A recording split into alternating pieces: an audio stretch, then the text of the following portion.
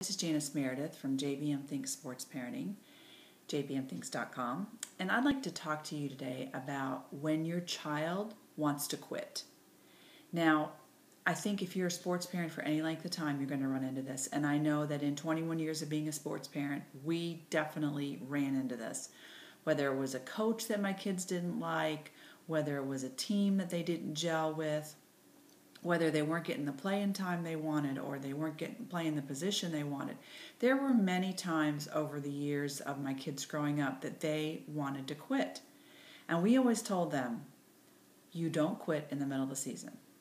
You finish the season, and when the season is over, you reevaluate whether you want to play again. Now, there are a couple of reasons for this. First of all, we don't want them to be quitters. And second of all, we want them to learn to be able to work through things.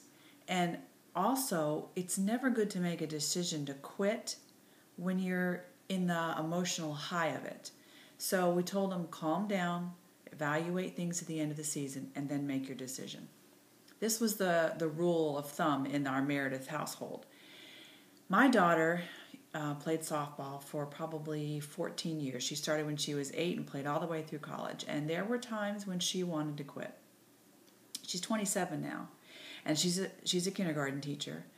And yesterday, something happened to her that just reinforced how important it is for your kids to learn not to quit. She decided several months ago that she wanted to train for a Disney half marathon, which is 13.1 miles. And she loves Disney. She was never really a runner, but she just had started running a little bit, kind of just 1 or 2 miles here and there. And she decided she was going to go for this half marathon. So she started training several months ago. She worked her way up, and there were days and times when she just thought, there's no way I'm going to be able to do this. There's just absolutely no way I'm going to make 13 miles. Her knees started bothering her. She was discouraged because she would go for a run and she couldn't run the whole thing. She'd run 6 miles, and then, she maybe had to run part of it, and then she got up to 10 miles, but she couldn't run the whole thing. She had to walk some of it. So she never got up to 13, never in all of her training. So she wasn't very encouraged about the chances that she would actually finish. So came time for race yesterday. We went up there to support her. She started at 6:30 in the morning. We were waiting at the finish line for her to see her through, to see her across. And she got across. She did get across.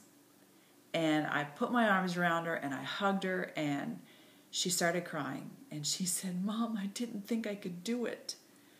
And I said, "I knew you could do it. I knew you could." And I said, "How did it go?" And I said, "Did you have to walk?" And she said, "Mom, I ran the whole thing." And I was just so proud of her because she just thought there was no way she could do this, but she didn't give up. And that kind of not giving up is not something that you just all of a sudden wake up one day when you're mature and it's there. You've got to start nurturing that persistence all the way through their growing up years. Don't let them give up when it gets hard. It's so easy as moms and dads to just feel we're anguished when we see our kids. We say, "Oh, that's okay. You don't have to do it." And I told her over and over again as she was training, "Christy, you can do this. You can do this, girl. We believe in you." And so just a reminder today that don't let your kids start getting in a bad habit of giving up as they're growing up, because they're going to need that persistence and that tenacity when they get older. So have a great week and be a positive voice for change in the youth sports culture and be part of the positive sports parenting tribe.